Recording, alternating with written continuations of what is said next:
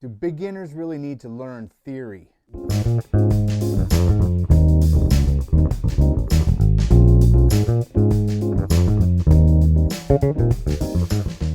What's up, guys? Welcome back to the channel, and I just want to address this question that you get quite a bit from people who just start, and it also leads to a common anxiety people have when they start learning a new instrument.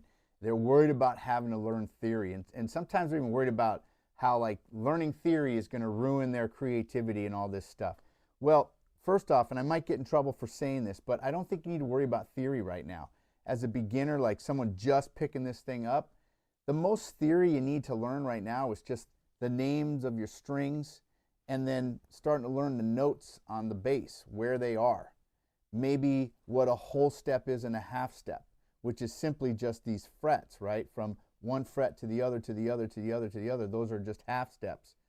Two of those is a whole step. That's about the most you need to learn. But I think sometimes if you start worrying about theory right away as a beginner, it can lead to anxiety and then cause burnout and confusion, and you don't want that.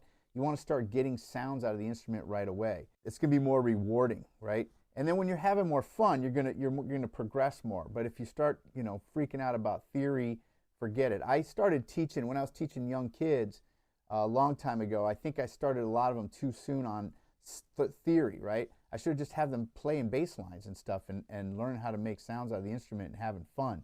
Then you can start introducing more and more theory. So one of the things I recommend when you first start, you get your instrument, you just got it. I mean, I'm talking about these are like raw beginners. You're in your first few months of just getting this thing. First is just how am I going to hold it, right?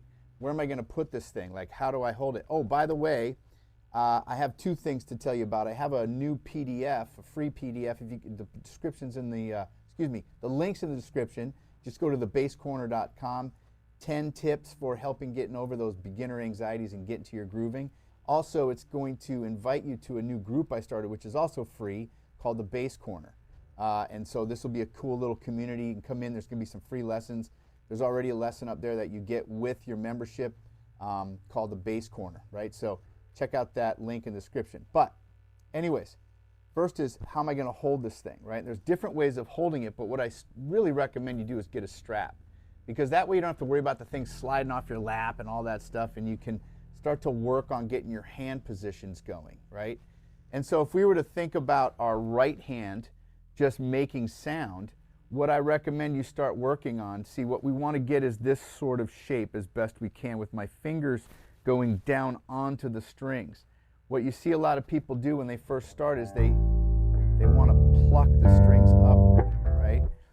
What we want to do is get more of a releasing sound, a releasing feel, like we're just walking our fingers across the bass, right? And as I finish, I don't like to use the word plucking, but as I finish playing each note, you see how I'm following through to the next string. So if I'm playing the E string, the A string rather, I'm following it onto the E string. If I'm playing the E string, I'm resolving it to my thumb, right? So this in and of itself is a great little exercise to just see if you can get an even sound. Just think about releasing the sound, not hammering after the sound, right? You can do that later. Okay? The next thing I recommend too is to just start practicing stopping the vibration of the string. Right? And all I'm doing is just letting my fingers rest onto the string. I'm not pressing, right? We're not even fretting any notes yet. We're just ending that note sound, right? Getting used to the hand position. This is what everyone starts out like. They're all crumpled up here like this, right? And that's the thing, right? That takes a little while. It's like learning a sport, right? Learning an instrument is a full body experience. So try to let your elbow open up a little bit. Let your hand come around the front. Whichever seated position helps. If it's like this, like classical, that's great. Otherwise, you can rest it on the right knee and just try to get some nice, even sounds.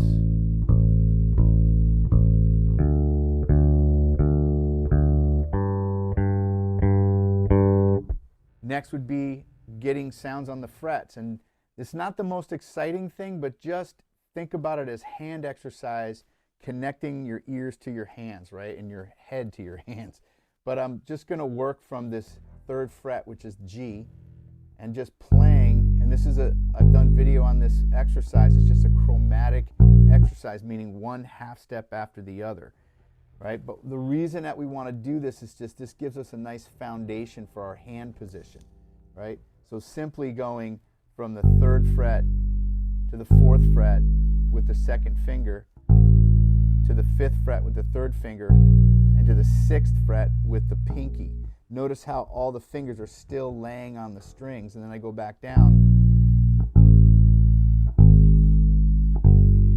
Okay, and then the next string.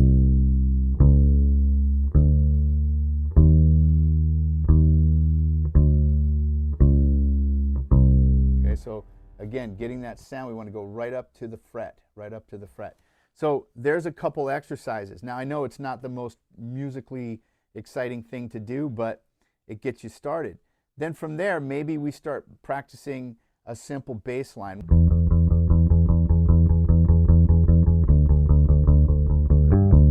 A little Paranoid from Black Sabbath.